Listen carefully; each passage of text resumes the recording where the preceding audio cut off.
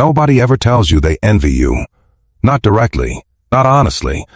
Because envy is one of the few emotions that is almost universally considered shameful, people learn to hide it early and hide it well.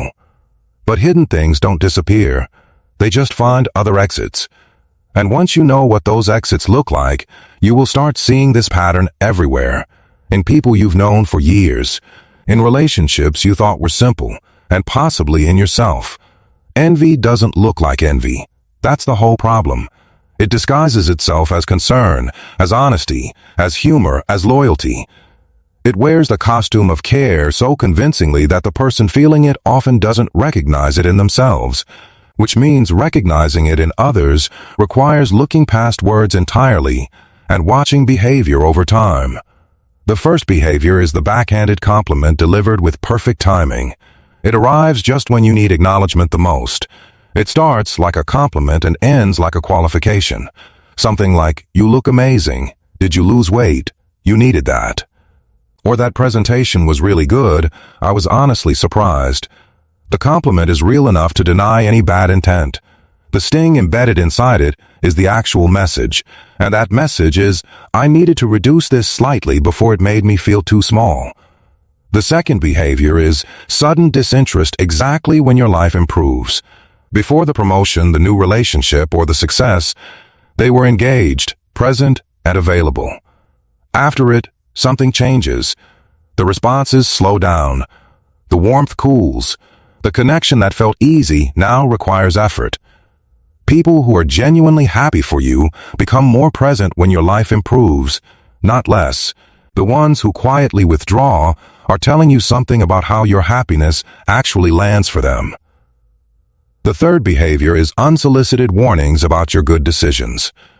You made a choice that feels right. You're excited about a direction you're moving in, and they arrive with concerns. Thoughtful sounding, well-framed concerns that seem designed to protect you, but function to introduce doubt. Timing matters here.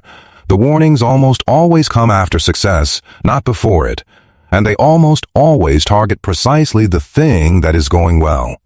The fourth behavior is claiming credit for your achievements or ideas. Sometimes this is direct, but often it's subtle.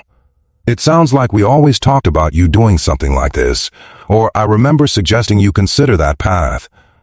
The rewriting of history positions them as a contributor to your success rather than a witness to it.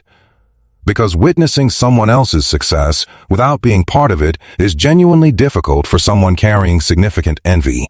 The fifth behavior is excessive focus on the negative aspects of your positive experiences. You got the opportunity, but it comes with a long commute.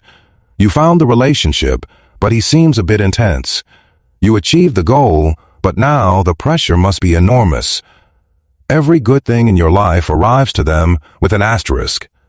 This is not realism. This is a psychological need to find the shadow inside every light so that the gap between your life and theirs doesn't feel quite as wide. The sixth behavior is performing happiness for you while being visibly unmoved. The words are enthusiastic, the tone is celebratory, but something in the body language doesn't match. The smile doesn't quite reach the eyes. The congratulations come quickly and end quickly, like a box being checked. Real joy for someone else is hard to fake completely, and real envy is hard to hide completely. The mismatch between the words and everything else is the tell. The seventh behavior is becoming competitive in areas that were never previously competitive. You mention a new interest and suddenly they are deeply invested in that same area. You achieve something in a space they previously showed no interest in, and they begin pursuing it immediately. This is not inspiration. Inspiration looks different. This is the specific urgency of someone who cannot tolerate a gap they just became aware of. Here is the truth that reframes everything. Envy in someone else is not a statement about your worth. It is a statement about their pain. People only envy what they desperately want and believe they cannot have. So here is the question worth carrying with you today. When you recognize envy in someone close to you, does it change how you feel about your own success? And should it?